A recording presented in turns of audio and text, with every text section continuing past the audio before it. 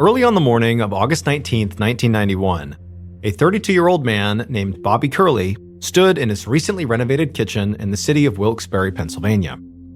He walked over to his fridge, opened it up, reached inside, and grabbed his bag lunch along with his thermos, and he was just about to head out the door and go to work, but he stopped and gave his wife Joanne a kiss on the cheek and said he loved her, and then he left for the day. So Bobby and Joanne had been married for a year, and they lived with Joanne's 4-year-old daughter, Angela, in a duplex in a working-class neighborhood. Bobby was an electrician, and so he made pretty good money, but the Curleys were by no means rich. However, Bobby knew that actually might change soon, because Joanne was on the verge of winning this big court settlement. Joanne had actually been married once before, but her husband had died in a car accident about 3 years ago. His car had collided with a tractor trailer, and the driver of that tractor trailer was eventually found to be the one at fault. And so now, Joanne's lawyers and the trucking company's lawyers were finally closing in on a financial settlement to compensate Joanne for her first husband's wrongful death. It had been a really stressful process, and Bobby had definitely noticed that Joanne had been more sullen and stressed than usual as they were going through it. But now that the case was finally wrapping up, Joanne did appear to be sort of back in good spirits. And, while nothing was official yet, it looked like they were going to receive approximately $1 million in compensation, which was obviously really exciting. In fact, the two of them were already mapping out how they might spend some of this money.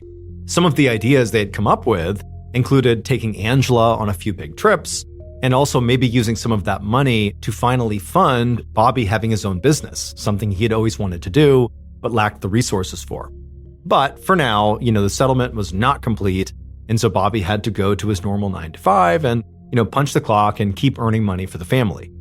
So for today, once he was outside, he simply got into his car and made the short drive to his current job site. 10 minutes later, Bobby parked outside of a science building on the campus of Wilkes University, which was a small college in Wilkes-Barre. He saw some of the guys on his crew standing out front, waiting to be let into this building. So Bobby, who was the foreman of their crew, he got out of his car and said good morning to everyone and then walked up and unlocked the doors. Then they all went inside and got to work. And working at this location had really become a pretty big routine for this crew, because by now Bobby and his crew had been coming here, working here for a few months now. And this job was a really big job. Bobby and his team were helping renovate the entire building, which included all the classrooms, all the laboratories, hallways, everything. And so they still had quite a bit of work to do. But there was another reason this job was taking as long as it was. And that was because when Bobby's crew had first shown up at the building, they had expected it to be totally prepared for them, meaning all furniture and equipment would be cleared out. But instead, they found a ton of stuff just kind of everywhere inside the building, because the building clearly had not been prepped at all. The chemistry lab, for example, still had random flasks and chemical bottles and, wet rags with weird substances on them just laying around the room. So, as a result, Bobby and his crew had been forced to do a ton of cleanup, before they even got into their jobs that they had not planned on, and it really set them back. And so now, just to stay on schedule, they were regularly putting in 12-hour days basically every day they were there. And so all these extra hours had Bobby feeling completely exhausted, and lately, he had sort of felt kind of sick almost, and he just sort of chalked that up to basically overworking. But Bobby never complained. The overtime pay was great, and he really enjoyed working with these particular guys on this crew. These guys were basically his friends. So normally, the long work days were actually kind of fun, as exhausting and awful as they were. Later that afternoon, Bobby was standing on a ladder inside of that chemistry lab, running electrical wires above the ceiling panels. And as he was doing that, he suddenly heard this loud commotion coming from across the room. Bobby realized what he was hearing were guys on his crew basically shouting and laughing. So he climbed down to see what was going on.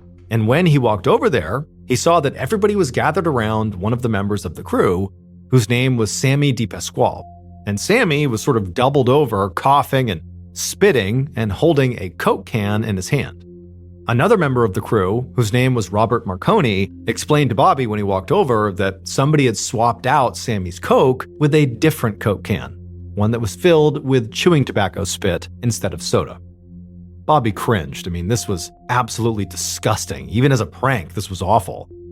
But it was also sort of par for the course for the guys on Bobby's crew. This is sort of what they did. They were always playing pranks on each other to kind of lighten the mood on long work days like today. And everybody was laughing, even Sammy, who'd been the butt of the joke.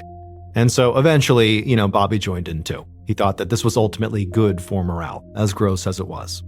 And after a minute or so, Sammy recovered from his coughing fit from drinking this disgusting liquid and vowed sort of comically to get payback on whoever switched his Coke can. Then after that, all the guys got back to work. And so Bobby, he left the group and went back over to his ladder. And as he was climbing back up, he paused about halfway because he felt this sudden wave of sickness come over him. It almost felt like he had a flu coming on, which didn't really surprise him because he had been doing all these overtime hours and he really had felt run down as a result of it. And so again, he's just sort of chalking up the way he feels to overworking. And so as Bobby is standing on this ladder, he kind of told himself, just suck it up, this will pass. And he just stood there on the ladder. And after a minute or two, that sensation of being sick did sort of pass. And then, because he was not a complainer, he was a hardworking guy, he just pushed the sickness feeling he was having out of his mind. He climbed back up and got back to doing his wiring.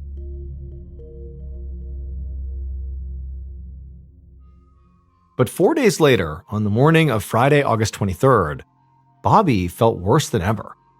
As he made his way across the college parking lot towards the science building where his crew was still working, he felt like his feet were heavy and he was constantly short of breath.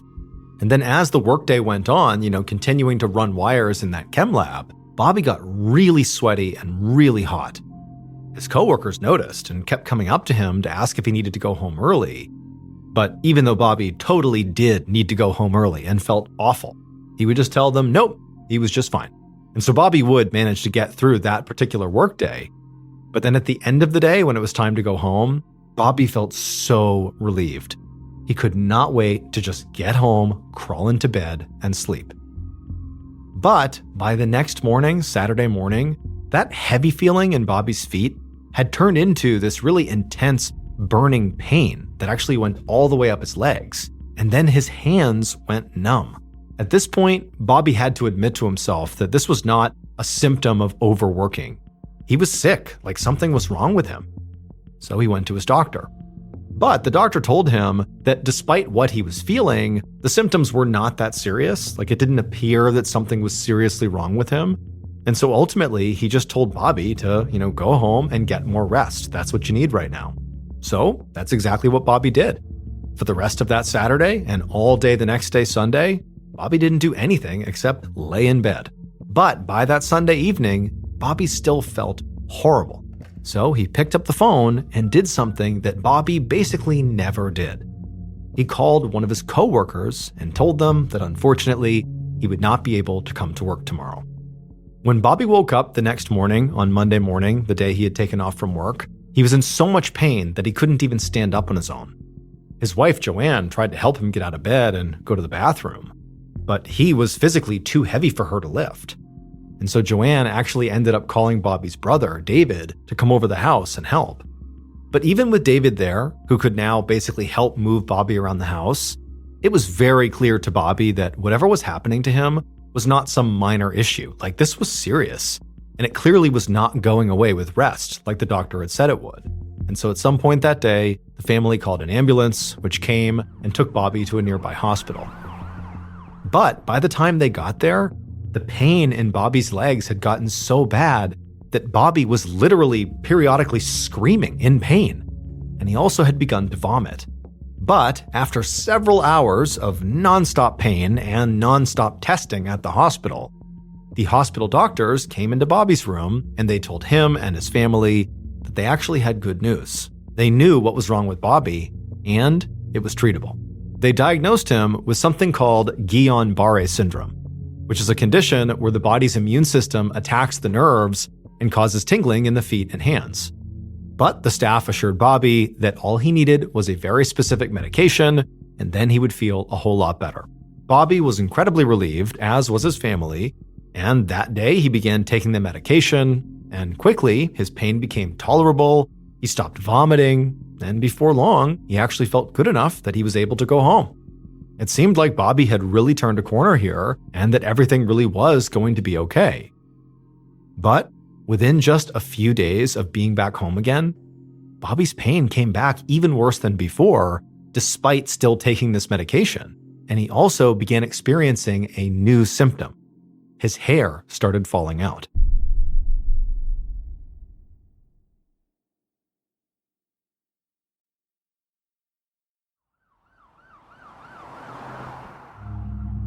On September 7th, so now a week and a half after Bobby came back from the hospital, well, he was back there again. And to Bobby's horror, this time, his doctors actually seemed kind of baffled by his symptoms. They told him that sudden extreme hair loss was definitely not a symptom of Guillain-Barré syndrome. So they told Bobby that it seemed like their initial diagnosis must have been wrong, despite the fact that the medication they gave him to treat GBS had helped him for a little while. And so the problem now was the doctors were basically at a total loss as to how to help Bobby. They really didn't know what was going on. And so for the next 9 days, doctors ran test after test on Bobby, and all the while, Bobby's pain intensified so much and became so constant that he basically fell into this almost delirious state, like the pain was completely too much. And then eventually, all these doctors who ran all these tests came back to Bobby and his family, and they just told them that we don't know what's wrong. Like, all these tests did not provide any clarity, and so basically we can't help you.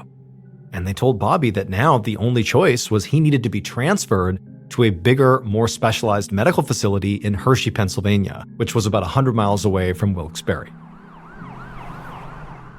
A few days later, a neurologist named Dr. Robert Brennan walked down the hallway of the bigger hospital in Hershey, Pennsylvania. He was heading to the room where his patient, Bobby Curley, was staying. And even from several yards down the hallway, Dr. Brennan could already hear Bobby screaming and cursing at the nurses. Ever since Bobby had arrived at this hospital, his behavior had gotten more and more unhinged. At one point, Bobby had even thrown medical equipment across the room. And so now Dr. Brennan had to keep Bobby physically restrained to his bed. And so Dr. Brennan, when he reached Bobby's room, took a deep breath out in the hallway, and then into the room he walked. And inside, he saw Bobby strapped down to the bed, and he was screaming and thrashing around violently. And Dr. Brennan found himself just feeling awful about it. I mean, he felt really bad for Bobby. But really, he didn't know what to do for Bobby. He and his staff had tried basically everything they could think of to try to treat Bobby's pain, but nothing had worked. And so, on this day, Dr. Brennan couldn't do anything except what he normally did, which was just stand in Bobby's room sort of helplessly as Bobby screamed and flailed in pain. But on September 22nd, so 6 days after Bobby arrived in Hershey, he finally fell silent, because on that day, he slipped into a coma. 3 days later, Dr. Brennan felt very defeated as he stepped into Bobby's hospital room. There, he saw 5 members of Bobby's family: his wife Joanne, his 4-year-old stepdaughter Angela, Bobby's adult siblings Susan and David, and Bobby's elderly mother Mary. They'd all come to be with Bobby after he had fallen into this coma. Now, they looked up at Dr. Brennan expectantly. And Dr. Brennan, he took a deep breath, and he said he had some bad news. New test results had come back, and now, based on those results, they knew what was wrong with Bobby. Dr. Brennan told the family that what Bobby was suffering from was something called thallium toxicity. And when he said this, Dr. Brennan watched the family for some kind of a reaction, but the family just stared blankly at him like they had no idea what that meant. So Dr. Brennan went on and explained that thallium is an extremely toxic chemical. In fact, it can kill anyone who touches it, ingests it, or even just inhales its fumes.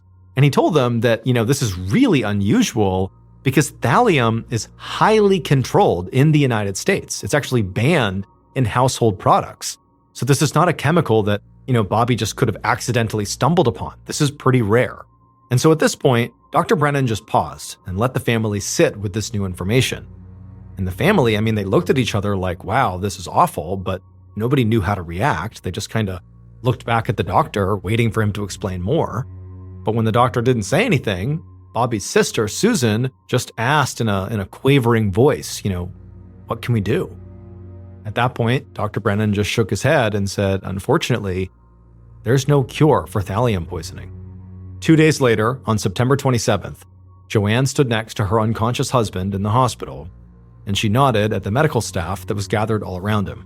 It was ultimately Joanne's decision whether or not to keep Bobby on life support. But with no hope of a cure, Joanne had ultimately decided that the best thing to do was to take him off life support. And so after giving the signal to medical staff, Joanne, her daughter, and the rest of Bobby's family, they kind of stepped back from the bed, and they watched as the staff walked over and removed Bobby's ventilator.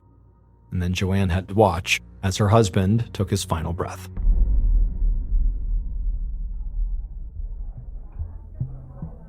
On the evening of October 21st, 1991, so about a month after Bobby died from thallium poisoning, a police detective named Harold Cawley sat at a big table with 7 other men inside of a steakhouse in Wilkes-Barre, Pennsylvania. The other men were a mixture of coroners and investigators from all across Pennsylvania. Some were from the Hershey area, where Bobby had died. The rest, like Cawley, worked for the police in Wilkes-Barre, where Bobby had lived. The men were there discussing the investigation into Bobby's death, and they had been doing this for the past 3 hours already, because there really was so much to talk about. They had already covered Bobby's initial autopsy results, which showed that he had a staggering 900 times the lethal limit of thallium in his system when he died. And so they were working under the assumption that Bobby must have been poisoned by a single massive dose of thallium, whether accidentally or on purpose, they didn't know. And so they discussed theories for how this could have even happened to him. Because remember, thallium is not just a chemical you can get from the store. I mean, this is something that is highly regulated. So how did he come in contact with it? Their first thought had been basically what everybody else suspected, which was, Bobby must have been accidentally poisoned at the Wilkes University chemistry lab where he'd been working for so many months. And they actually had a bunch of records from a preliminary examination of the lab. And according to these records, one of the first things investigators had found inside of that lab was 5 vials of thallium in one of the storerooms. They'd also found a rag that was laying out on a countertop that presumably was there when Bobby first arrived and he and his crew began cleaning everything up. And next to this rag was a handwritten note that had a warning on it that literally said, "Thallium wiping rag, touch me and die." The rag had actually caused a huge amount of panic amongst the investigators when they had gone in to begin sweeping the lab for signs of thallium, because people were fearful that maybe they'd brushed up against it and touched this rag, and were they going to get thallium poisoning? However, they actually tested the rag and it came back negative for thallium, as did all the surfaces in the lab and also the air in the lab. And so the investigators had finally decided that that note must have been a joke or something. Also, the university insisted that all of its thallium was accounted for, meaning none of it could have been, stolen or misused in some way to poison Bobby because they would know about it. And so at this point, the university had actually been sort of ruled out as where Bobby got poisoned, which really didn't make sense to Detective Cawley or the other investigators at this dinner, because again, thallium is hard to come by. The idea that Bobby was working in a lab that contained thallium, but that wasn't where he was poisoned by thallium, seemed almost impossible. It had to have happened there. But they had gone out and tested all of Bobby's coworkers who had also worked in that lab with Bobby for so many days and so many hours, and they all came back negative for thallium exposure. However, Bobby's own family, his wife Joanne and her 4-year-old daughter Angela, they had tested positive for thallium exposure. Granted, it was on a near microscopic level because any amount of exposure could actually be lethal, and those two were okay, so obviously they had not received a lethal dose. But there were very small traces of thallium in both of them, which was odd. And so everybody at the table agreed that the right thing to do here was to speak to Joanne and see if maybe she had some ideas of how she and her daughter and obviously Bobby could have maybe come in contact with this very rare and lethal chemical. And then also, they need to get inside of the family's duplex to search it, literally, for thallium.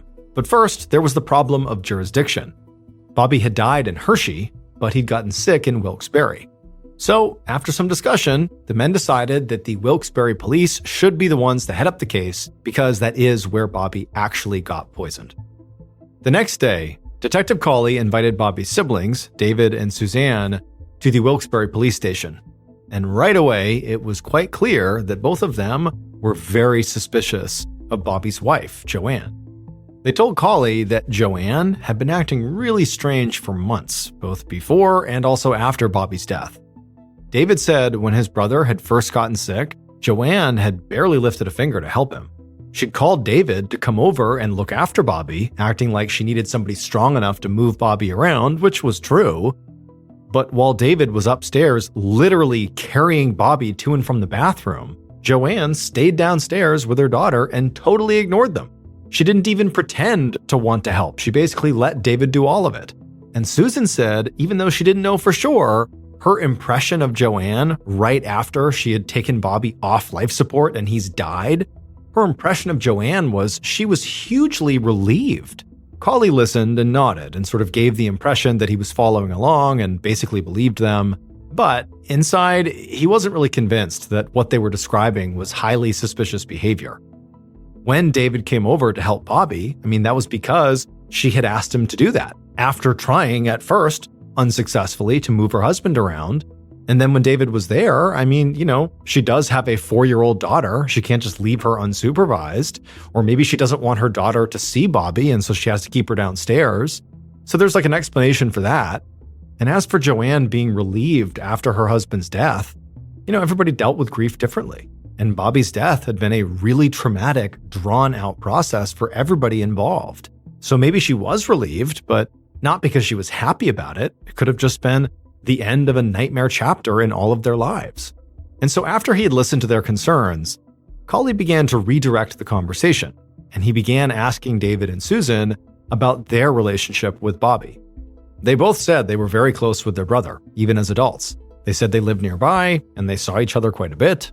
David in particular said he spent a lot of time with Bobby. He said they often went fishing, and recently, together, they had renovated Bobby's kitchen. And this caught Cawley's attention, because it sounded like David and Bobby had finished this renovation project around the same time that Bobby first got sick. Cawley didn't know if this was relevant or not, but it was interesting. So at the end of their discussion, he just thanked David and Susan for all the information and told them they were free to go.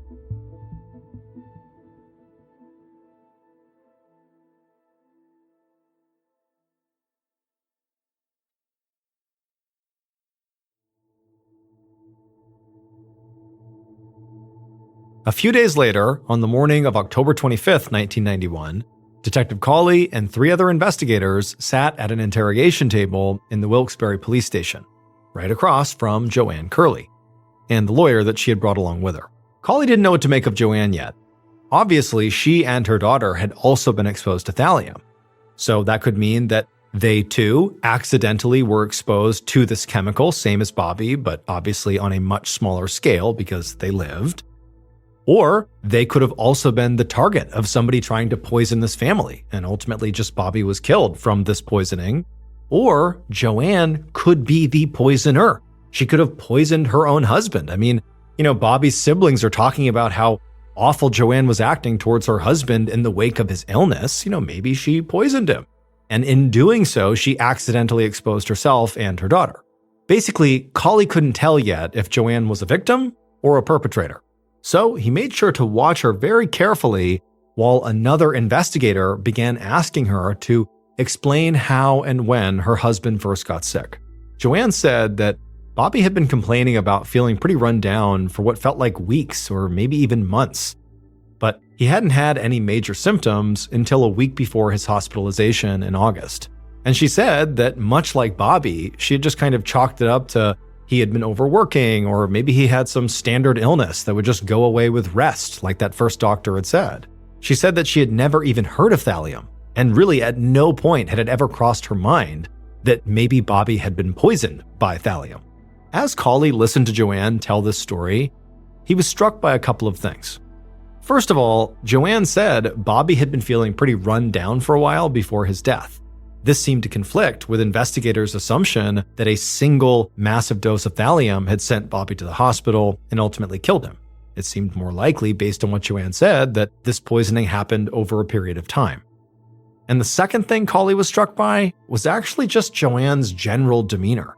She had just recounted in detail, the story of her husband dying, this awful, awful death. Thallium poisoning is a horrible way to die. And as she's describing it, she's not shedding a single tear or really acting at all like she's even upset about it. And so at this point, Collie was beginning to wonder if maybe Susan and David had been right about Joanne. She really did not seem to care much about her husband's death.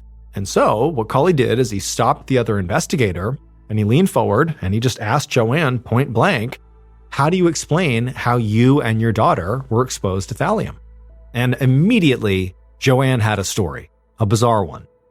She said Bobby really liked to drink iced tea when he was at work. So every morning, she would fill his thermos up from this big pitcher of pre-made iced tea that she kept in their fridge. And so Bobby would take that thermos with him to work and he would drink the tea all day and then come home with the thermos. And some days when he would come back, Bobby had not drank all the iced tea. There'd be some left inside the thermos. And so Joanne said what she would do in that case was she would take the remaining iced tea still in the thermos and she would pour it back into the pitcher in the fridge, basically to salvage what was left of the tea. And she said she and her daughter also drank from that pitcher.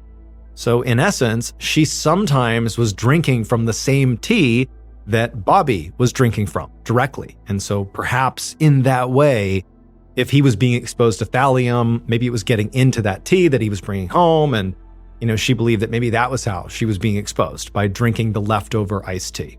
Collie glanced over at the other investigators in the room, and they all looked as baffled as he was. This iced tea explanation was pretty out there, but it was so weirdly specific that they really couldn't write it off. And Collie knew that, if the iced tea theory was legitimate, it might be able to explain why all three people in this family, all living in the same place, had such drastically different levels of exposure.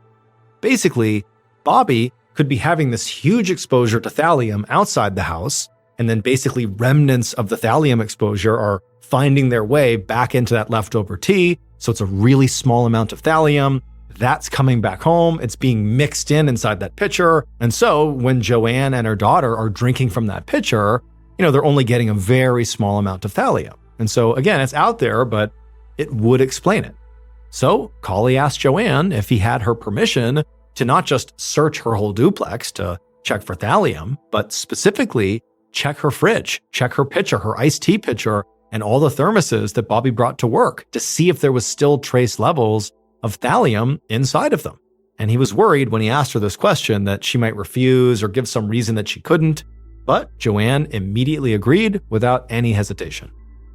That same afternoon, Collie, his investigators, and a crime scene unit arrived at the Curleys' duplex to begin their search. Collie looked on as the crime scene unit entered the duplex and immediately began scouring every surface. And they found absolutely no trace of thallium anywhere in the house, except for in one very specific location. The thermos Joanne had already told them about, the one that Bobby would bring with the iced tea in it to work and then back again.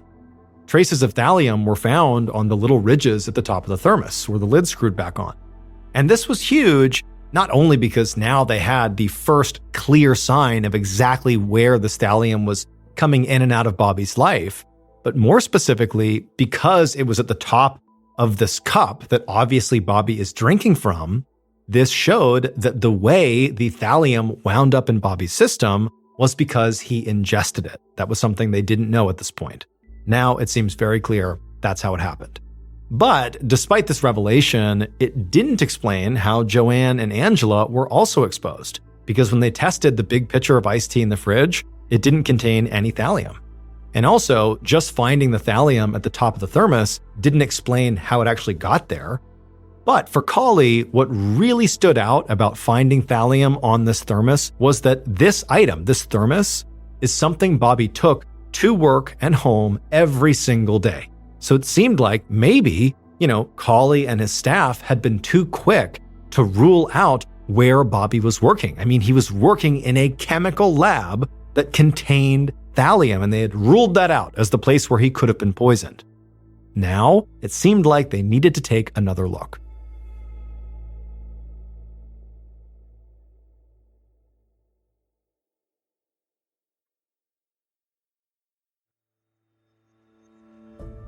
7 months later, in late May of 1992, Detective Cawley sat at his desk, thumbing through the notes from all the interviews and polygraph tests that he and his team had carried out since the previous October.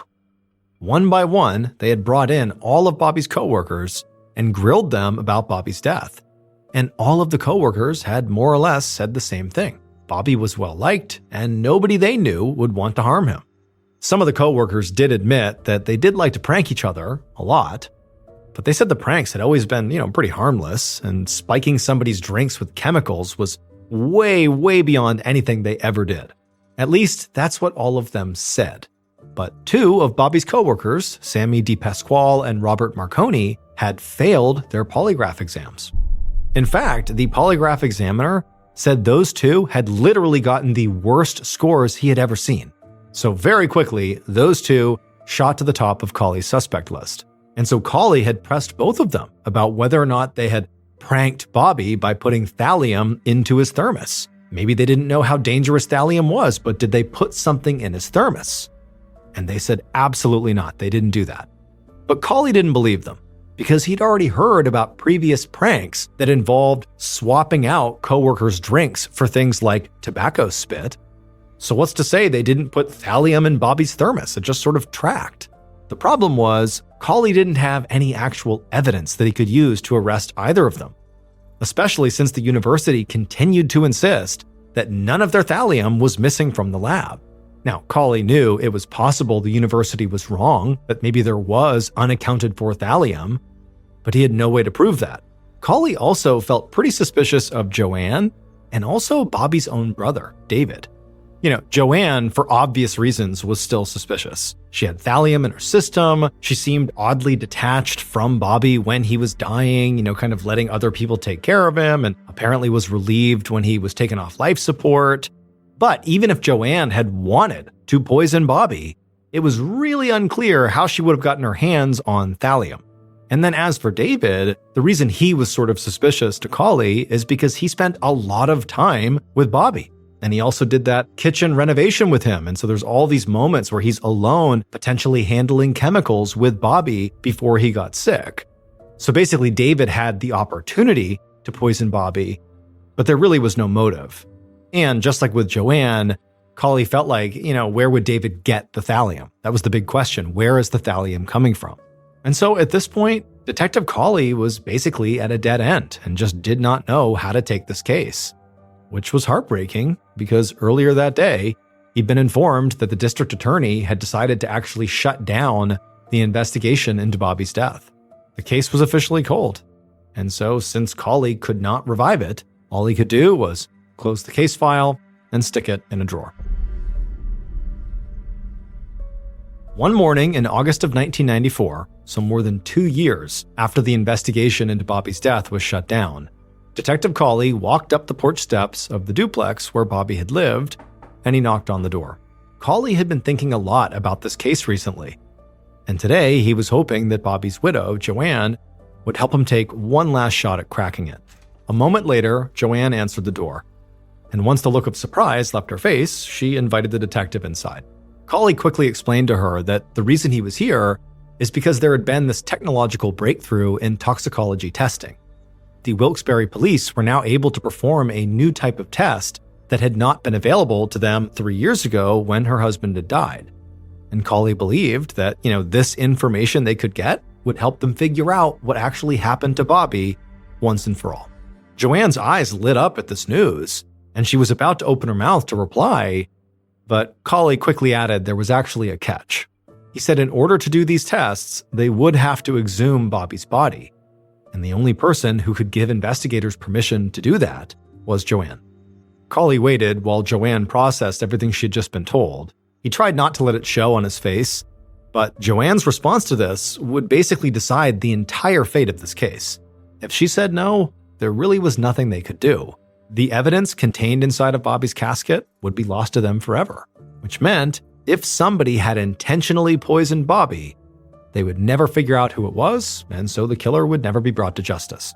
But unsurprisingly, Joanne said yes, of course.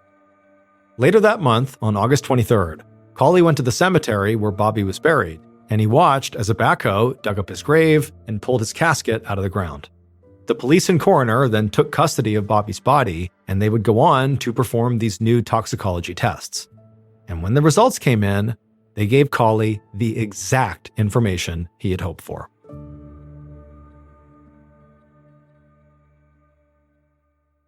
Based on the police investigation, and critically, those new toxicology tests, here is a reconstruction of what police believe happened to Bobby Curley.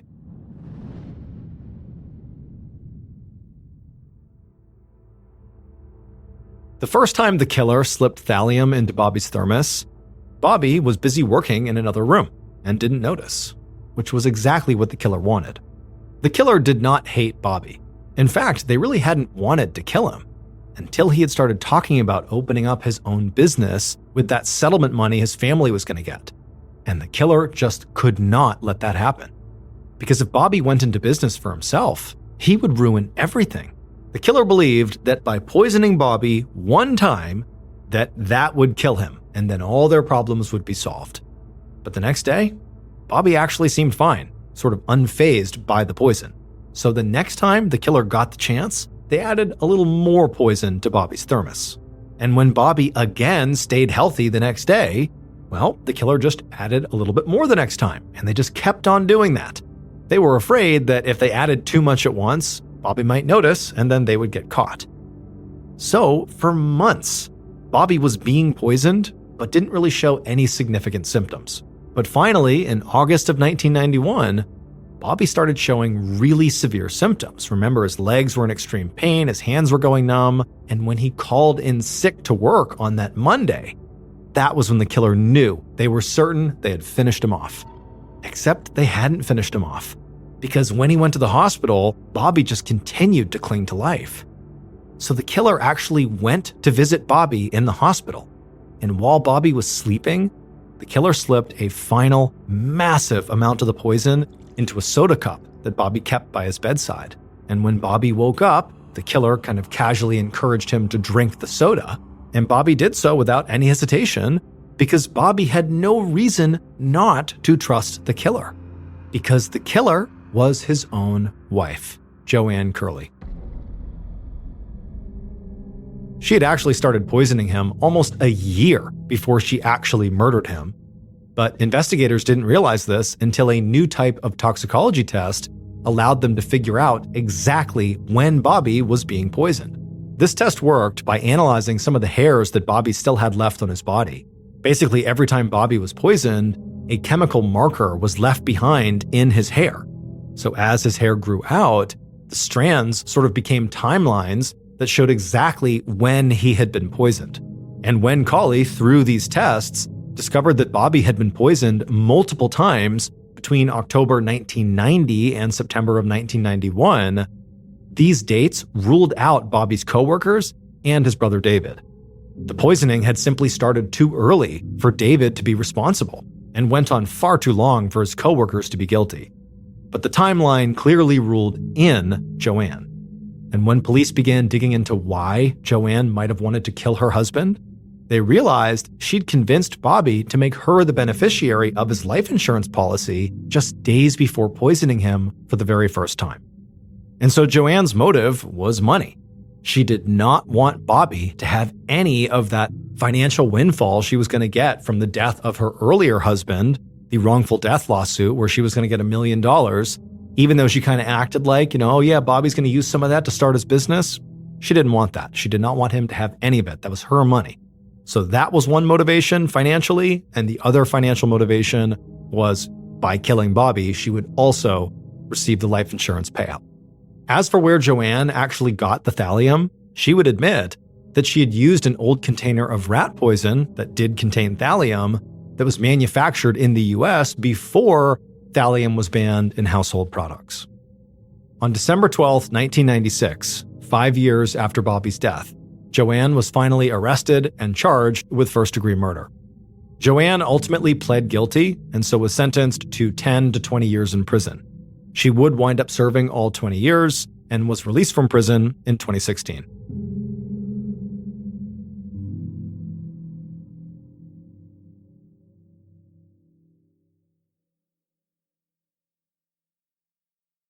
A quick note about our stories. They are all based on true events, but we sometimes use pseudonyms to protect the people involved, and some details are fictionalized for dramatic purposes.